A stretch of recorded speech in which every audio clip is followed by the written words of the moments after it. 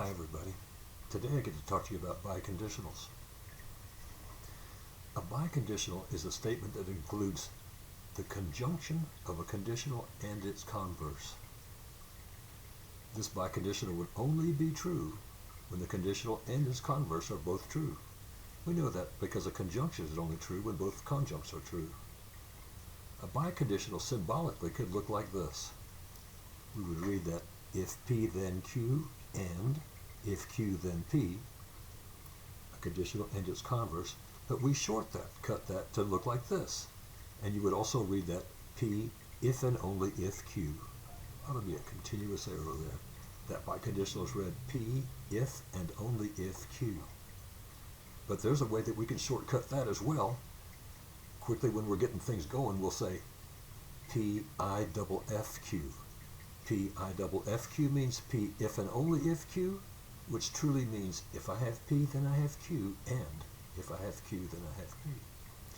So now you know a little bit about the biconditional. Let's practice the kind of questions you'll have to do. Consider the conditional, if lines are coplanar and never intersect, then those lines are parallel. That's a true statement. Now I want to consider its converse. And you'll practice by writing the converse, but I've already written the converse here. Here's the original conditional. If lines are coplanar and never intersect, then those lines are parallel, and I accept that to be true. The hypothesis, lines are coplanar and never intersect, and the conclusion that they're parallel. So I write the converse, and it's here. If lines are parallel, then they are coplanar and they never intersect. This is also a true statement. Since this conditional is true and its converse is true, I can combine those into a biconditional. That biconditional would be valid. It holds these two, which are both true, therefore the biconditional would be valid, and it would look like this. Lines are parallel if and only if they are coplanar and never intersect. In fact, this biconditional is the definition that we will use throughout the year for parallel lines. Lines are parallel if and only if they are coplanar and never intersect. Let's address another biconditional. This one says, M is the midpoint of AB. I really should have put a segment marker there. Let's make that correction. If and only if, that's what I double F stands for, if and only if. And while I could say AM is equal to MB, that they're equal in length, let's change that please to congruent with. M is the midpoint of AB, if and only if AM is congruent to MB. This is a biconditional, and I ask you, do you think it's valid? You might take a moment and turn off the video and think that through and see what conditionals it holds. That's what I'm going to do right away. First, let's write the two conditionals that the biconditional holds and make sketches and see if they're true or not. First, if M is the midpoint of AB, then AM is equal to MB. Let's make that be congruent. But equality would have been valid, I think, as well.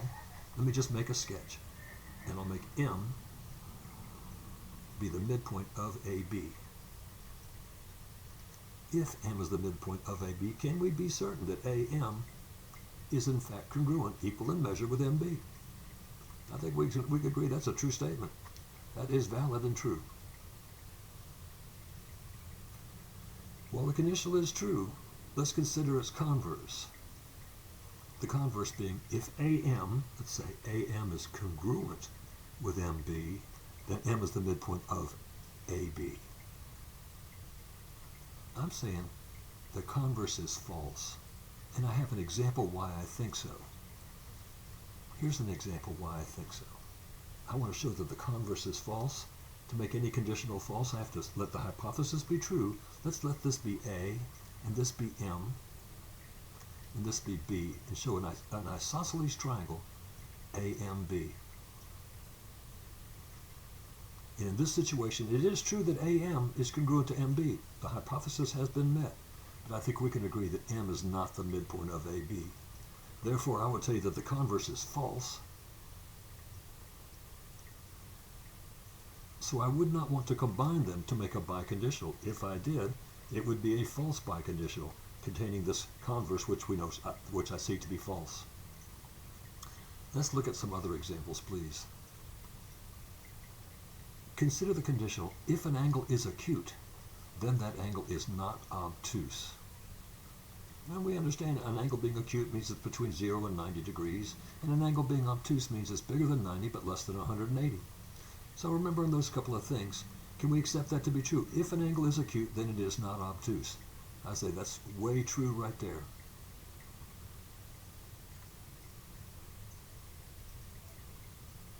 If the converse is true, combine the two to make a biconditional. If the converse is false, then give a counterexample that shows why the converse is false. First, I ought to write the converse. I'll do that right away. You write the converse too.